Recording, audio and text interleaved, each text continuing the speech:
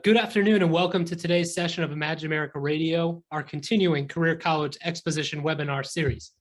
My name is Lee Doubleday and I'm the Director of Operations here at the Imagine America Foundation. I'm excited about today's topic, the overlooked value of technical school certifications and associate degrees with Universal Technical Institute. UTI, as they're known by, is this country's leading provider of high school or high quality career focused education at 13 locations nationwide. UTI is also a 20-year sponsor of the Imagine America Scholarship and Award programs, having provided admissions-based financial aid to more than 16,000 enrolling Imagine America students. Without taking valuable time from our presenter, let me refer any and all inquiries about the Imagine America Foundation and our scholarship programs to our website, which is www.imagine-america.org. Since our beginning in 1999, Imagine America remains a leading sponsor of scholarship aid to enrolling high school students. However, our country faces a serious shortage in certified technicians. We hear from employers in virtually all sections of the country desperately looking for qualified employees, so we need to do more. Our partner in today's presentation is Universal Technical Institute, and joining us today to discuss in detail the looming technician shortage and how UTI is helping meet this need is Dr. Stephen Coyle. Dr. Coyle is a nationally recognized expert in this area with an extensive K-12 background. So you're in good hands today. But before turning the program over to Dr. Coyle, let me outline today's agenda. Today's session of Imagine America Radio will be 30 minutes maximum with question and answers at the end of the presentation. All participants can submit questions while the presentation is in session via the Q&A feature in this Zoom meeting. At the end of the presentation, I will then present any questions offered by the participants, and we'll address as many questions as possible and provide written responses and follow-up emails if necessary. We'll have a hard close to respect your time at 2:30 p.m. So without taking any more time out of today's presentation, let me turn today's session over to Dr. Stephen Coyle. Dr. Coyle, the floor is yours. Well, thank you, Lee, and thanks to all of you for joining me this afternoon for this webinar, The Overlooked Value of Technical School Certificates and Associate Degrees. A little brief background on me. I am a retired educator, teacher, coach, principal, assistant superintendent. So you might say I've been there, done that, and bought the t-shirt. But I do know what you all do on a daily basis. So I consider it a privilege to get to speak with you this afternoon and hopefully give you some great tidbits to take back to your school districts. You know, we face this myth for over 50 years now of the university for all attitude. The idea that every student in this country needs to go to a college or university. That started back in 1971. And it is perpetuated through today. I have seen a change over the last couple of years. I'm starting to see a change over in that.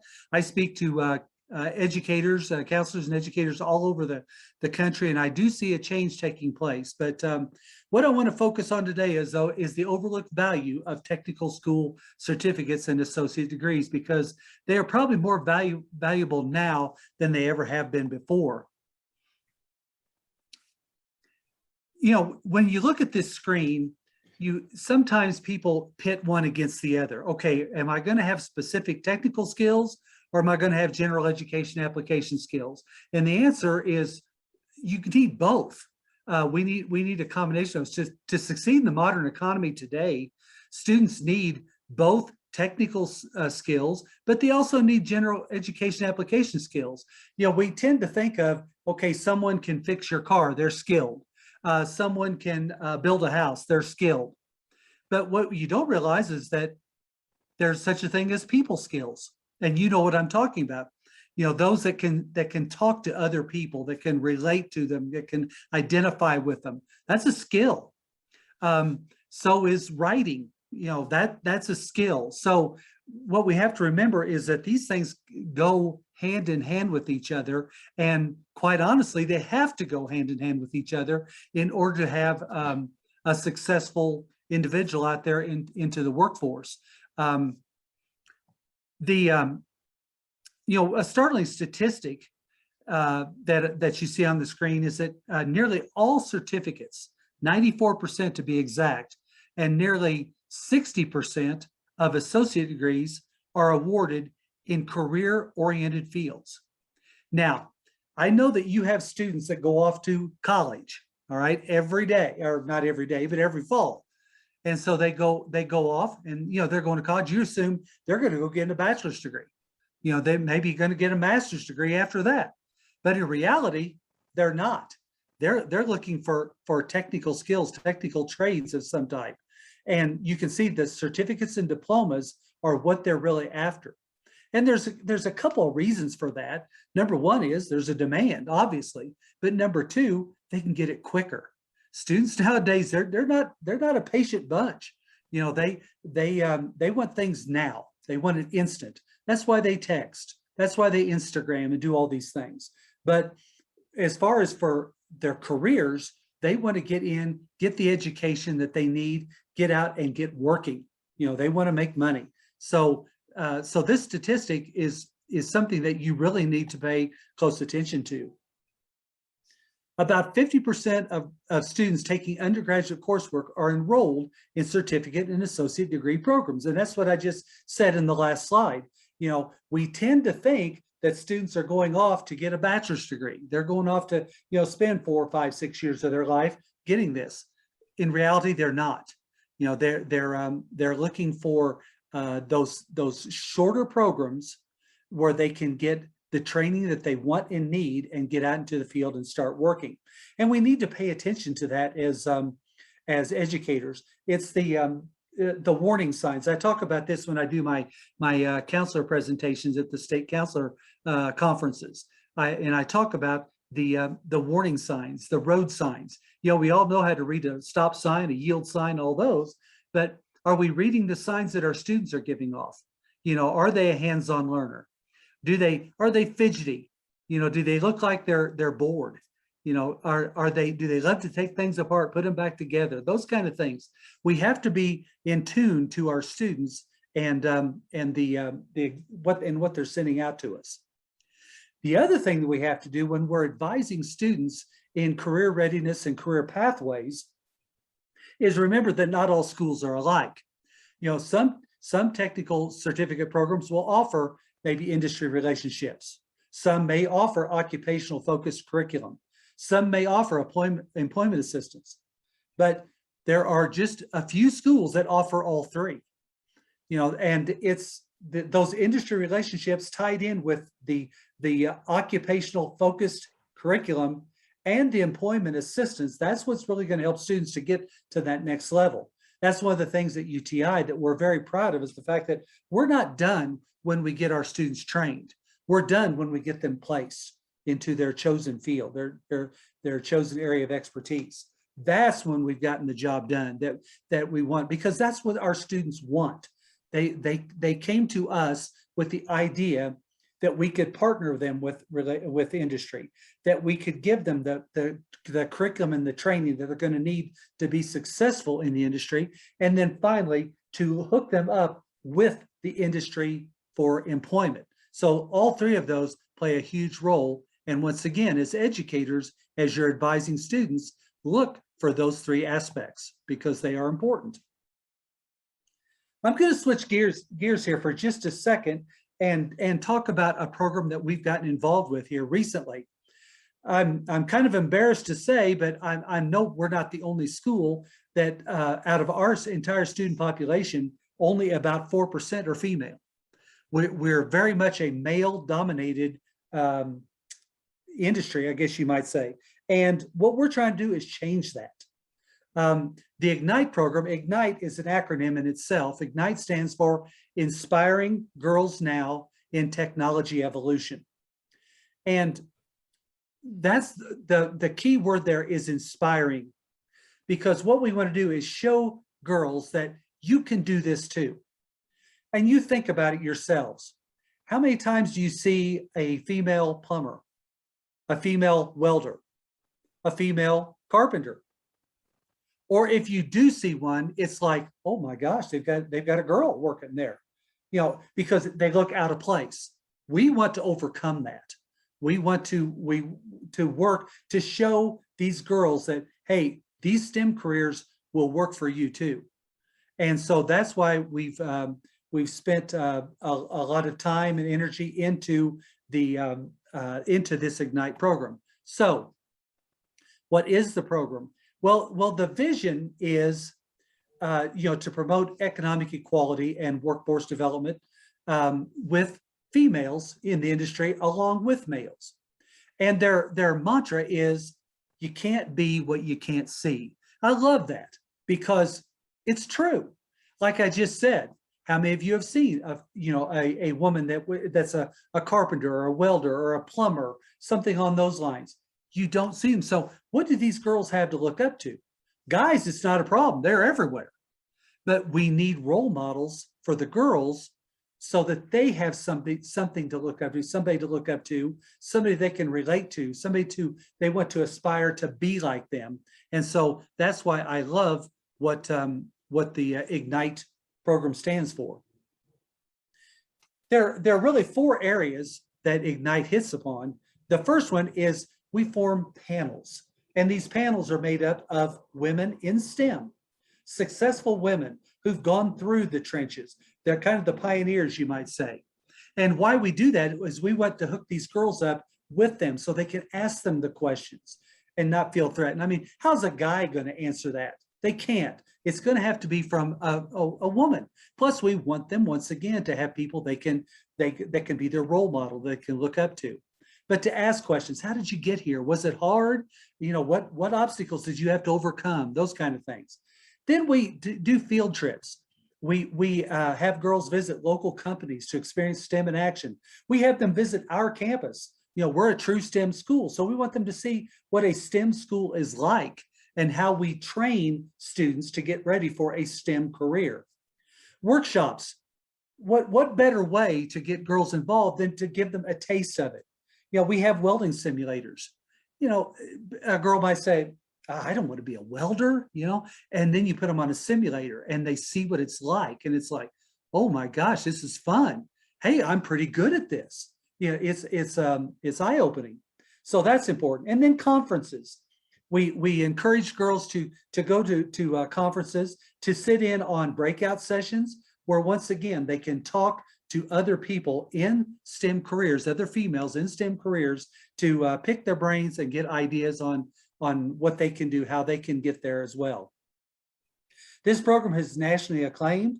It's been endorsed by the National Science Foundation, the Anita Borg Social Impact Award, and the Department of Education State and National Best Practice Award. So it's gaining momentum, and rightfully so.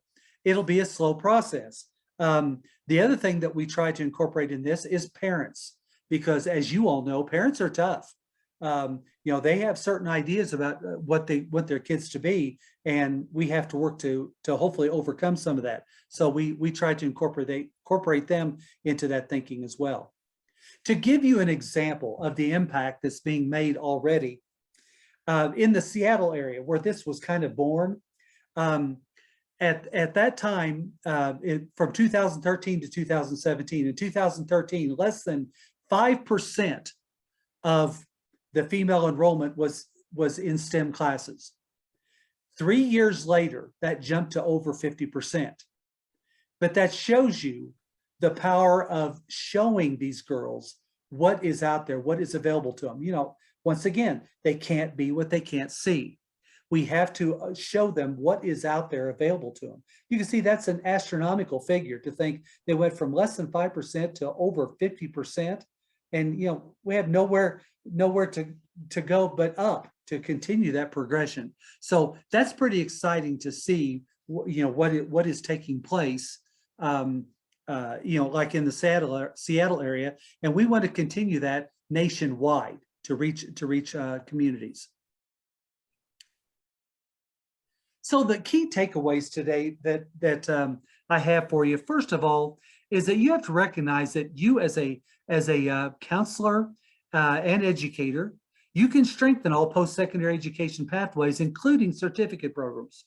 I'm from Missouri, and we're the show me state. And I always say that all the time, hey, you got to show me. And what I found in speaking to educators all over the country, and I've spoken to thousands of you, and my message remains the same. We can't do lip service any longer. I just did a presentation at the Colorado School Counselor Conference. And I see counselors in there, oh, they're shaking their head up and down, they're nodding yes. Oh yeah, they come up and talk to me about it afterwards. But what are they doing when they go back home to their school districts? Are they making a change, or are they just slipping back into their habits? You know that habits are hard to break. They are. And we have to make a concerted effort to do that. We have to decide, we have to draw a line in the sand and say, okay, from this point on, here's what I'm going to do. Here's what I would here's the changes that I would like to see made. We have to promote everything. I still remember the instructor at a instructor workshop at our campus in Lisle, and he made the comment. He said, in my school district, if you have a 3.5 grade point average or higher, you're not allowed to take a CTE level course. You can't take any kind of a skills trades course. Why? Oh, you're too smart for that. We've got to get rid of that thinking. I mean, wouldn't you rather have a smart carpenter than one that's not very sharp?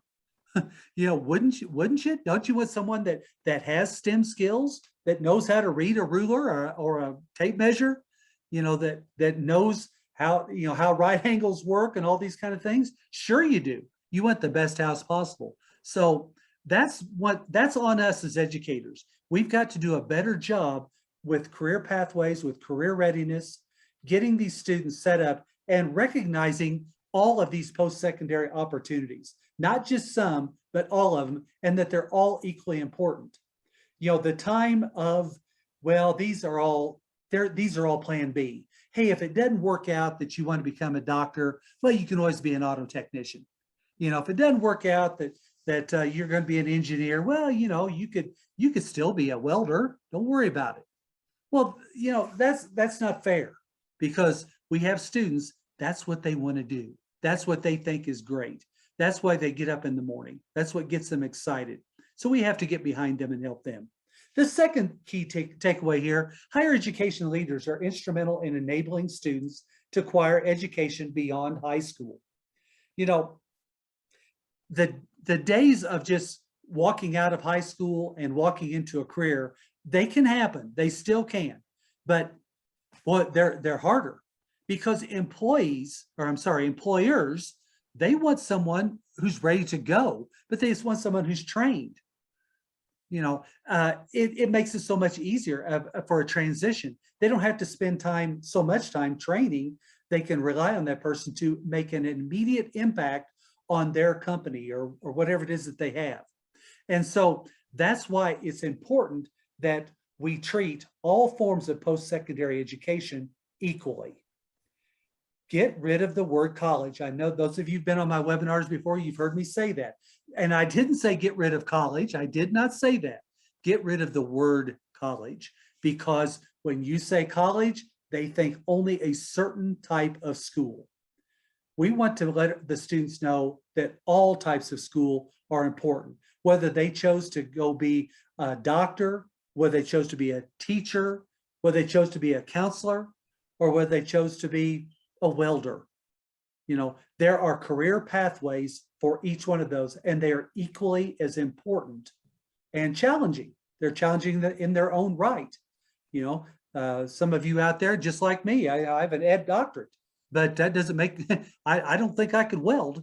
Maybe I could learn to, for sure, but that doesn't make me an expert there. So we have to recognize those. So those are really the two key takeaways that I want you to have today. I know you'll have some questions and comments at the end of this, and I welcome those. I want you to feel free to reach out to me. I did want to mention at this time that at Lisle, at the Napleton, Kia, and Acura of Elmhurst, we're going to have a live and virtual event on Tuesday, October 12th at 9 a.m. So please feel free to attend. Tell your students about it, parents as well. We welcome everybody. But once again, we like to marry education and industry together, and that's a great example of that. So make sure that you put that on your calendar as a possibility to something to go to. And I'll just close by saying, as I said earlier, I know what you do. on a daily basis. And I admire you, especially this past year that you went through. It's nice to start getting back to somewhat normal again, although I'm not sure we'll ever have, it's always going to be the new normal, I guess. But remember that what we want to do is we want to partner with you as school counselors. It's important that we support you and get behind you any way we possibly can. Please feel free to reach out to me if you have any interest in like having a workshop in your school, professional development, anything along those lines. I would love to work with you and help you any way possible. You've got my contact information there. There's my email address. And it just, just to let you know that we got your back, that we're there. We want to partner with you. And that's with all of your students. We're not just interested in the students that want to go into the skilled trades or want to go to UTI specifically, but all of your students, because we want to set the example that we want to see all students get equal opportunity. Thank you so much for spending part of your afternoon with me today. I look forward to your comments and questions, and hope you have a good and successful school year. Thank you.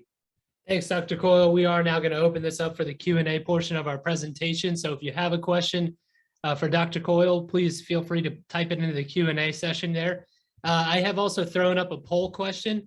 If you would like someone from Universal Technical Institute to contact you about presenting to any of your students on all the STEM careers that we kind of went through today, and I'm sure that they would love to come and talk to your students about what's available to them, just in need of an education. Dr. Coyle, we did get a question. This person wants to know more about the programs offered at UTI. I know we talked about STEM careers, and we know that UTI teaches STEM careers, but can you kind of briefly go over not just the programs at the Lisle campus, but maybe all the programs that the UTI teaches, and then maybe a little more specifically on the Lisle campuses closest to these individuals? Well, yes, absolutely. I'd love to. We offer what we say are the 8 STEM careers. We offer auto, diesel, collision, motorcycle, marine, NASCAR, CNC, and welding. And specifically at the Lisle campus, we offer auto, diesel, and welding. So you can go to other campuses to get other types of training. It just depends on what is it specifically that you're looking for. But we have 12 campuses, soon to be 14 campuses across the country. So we can accommodate your needs at one of those campuses for sure. All right, great. And this person wants to know more about scholarships and the financial aid that might be available to students. And I don't think we really talked about that during this presentation, but do you want to kind of talk to them a little bit about financial aid their students might be able to qualify for and your TRIP program? Yeah, exactly. Yeah, we are Title IV funded. So therefore, you'll fill out a FAFSA to see if you qualify for financial aid. We offer over $15 million in scholarships and grants. We do relocation grants. We have housing grants. We do offer housing at most of our campuses. And so we help students to get situated into their new surroundings. We also help students to find part-time employment while they're at school, so they can defray some of their costs there too. Lee mentioned something that I'm very proud and excited about, and that is our TRIP package.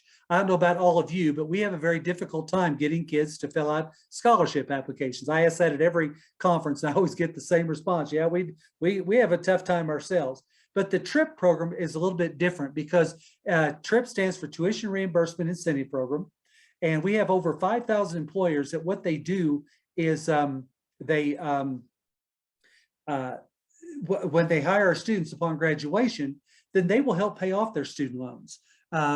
They will make payments to the student on top of what they make, or anywhere from $200 to $400 a month that they can use to pay off student loans. And then they also offer things like tool vouchers, so they can start building up their tools, relocation, things along those lines too. So a lot of opportunities for students. But once again, it's not guaranteed for anybody. You got to earn those things. You got to work hard. You've got to be reliable, because you have to think about it. Is Toyota going to hire you if you don't have good attendance? Probably not.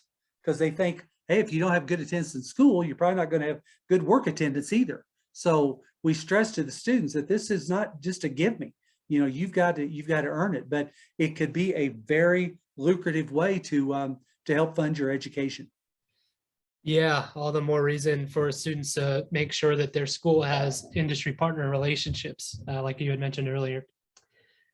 Okay, great. Now, Dr. Coyle, this is a question we get all the time. Hey, Lee, let me interrupt you real quick too. Yeah. I failed to mention this, and I forgot all about it, but you can also download, we have the UTI Go app. And the UTI Go app will show you all of the financial aid, how it works at UTI. It'll also display scholarships that are available there too. So it's real easy to download that. It's called UTI Go.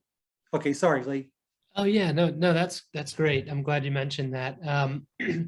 Now, I am also going to be following this up with the recording. So, and as we're closing now, I just want to go over a few items here. Number one, this session has been recorded, and I will send this out to all of the registrants.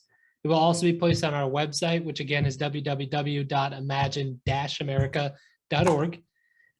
There is a survey when you leave this presentation. If you wouldn't mind giving us a little bit of your feedback on what you thought of the presentation today, that would be very helpful. It's only 4 questions. So if you wouldn't mind filling that out for us, that would be great. But before closing, I just want to thank all of you for taking time out of your very busy schedules to join us today. And I also want to thank Dr. Coyle for sharing with us today's presentation, and encourage each of you to contact him directly with any future questions. When I send out the recording of this presentation, I will make sure to include Dr. Coyle's contact information so that you can contact him yourself. But on behalf of the Imagine America Foundation, Dr. Coyle and myself, I want to thank you and goodbye.